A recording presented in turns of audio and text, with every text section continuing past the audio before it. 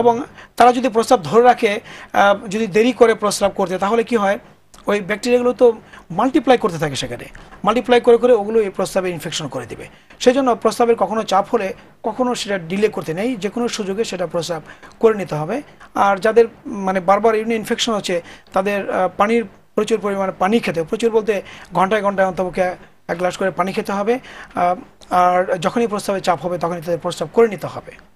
জি sir. Sir আপনি প্রতিরোধের বিষয়ে জেনারেল বিষয় বলছিলাম যে একটা বলছিলাম যে এক্সারসাইজ, 2 নম্বর বলছিলাম ধূমপান মানুষের জন্য অনেক ক্ষতিকর। এটা যদি বন্ধ করা হয় তাহলে একদিকে যেমন ক্যান্সার থেকে তাকে বিরত থাকতে পারে, হার্ট ডিজিজ তাদের হবে না, তাদের কিডনি ডিজিজ হবে না।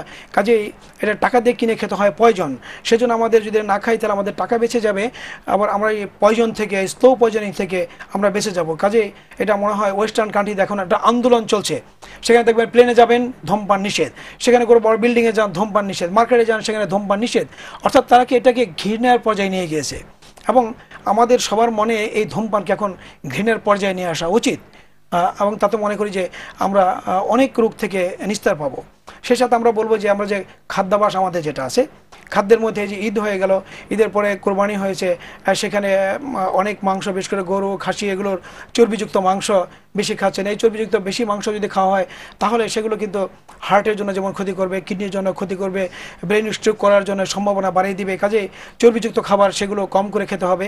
এই যে লবণ আমরা খাওয়ায় অভ্যস্ত, এখন জাপানে বিপ্লব সৃষ্টি করছে তারা, যে আমরা লবণ সব কিছুতে বন্ধ করে দেবো, খাবো না, কারণ লবণ থেকে উচ্চ রক্তচাপ হয়, কিডনি নষ্ট হয়ে যায়।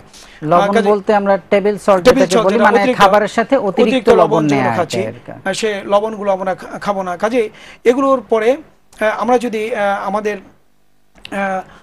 আরও যে আমাদের কিছু রোগ আছে যেগুলো কিডনির জন্য ঝুঁকিপূর্ণ, যে যাদের বংশে কিডনি রোগ আছে, যাদের বংশে ডায়াবেটিস আছে, যাদের বংশে উচ্চ রক্তচাপ আছে, যাদের বয়স 40-এর উপরে আছে, এদের অন্তত বছরে একবার করে হলেও চেক করে দেখা উচিত যে তাদের এই রোগগুলো আছে কিনা, এবং সেই সাথে কিডনির কতটুকু কাজ করছে, কিডনিতে মানে অ্যালবুমিন যাচ্ছে কিনা প্রস্রাবের সাথে, এগুলো চেক করে দেখা দরকার।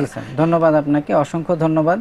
আমাদেরকে এত সুন্দর আপনি উপস্থাপনা দিয়েছেন এবং এত ভালোভাবে আলোচনা করেছেন। আমি আশা করি দর্শকরা খুব বেশি উপকৃত হয়েছে। আপনার গুরুত্বপূর্ণ সময় দেওয়ার জন্য আপনাকে অসংখ্য ধন্যবাদ। ধন্যবাদ আপনাকে, ধন্যবাদ ইসলামী টিভিকে, এবং ধন্যবাদ সকল দর্শক শ্রোতাকে যারা বসে আমাদের সাথে শেয়ার করেছেন আমাদের অভিজ্ঞতা, আমাদের চিন্তা ভাবনাকে।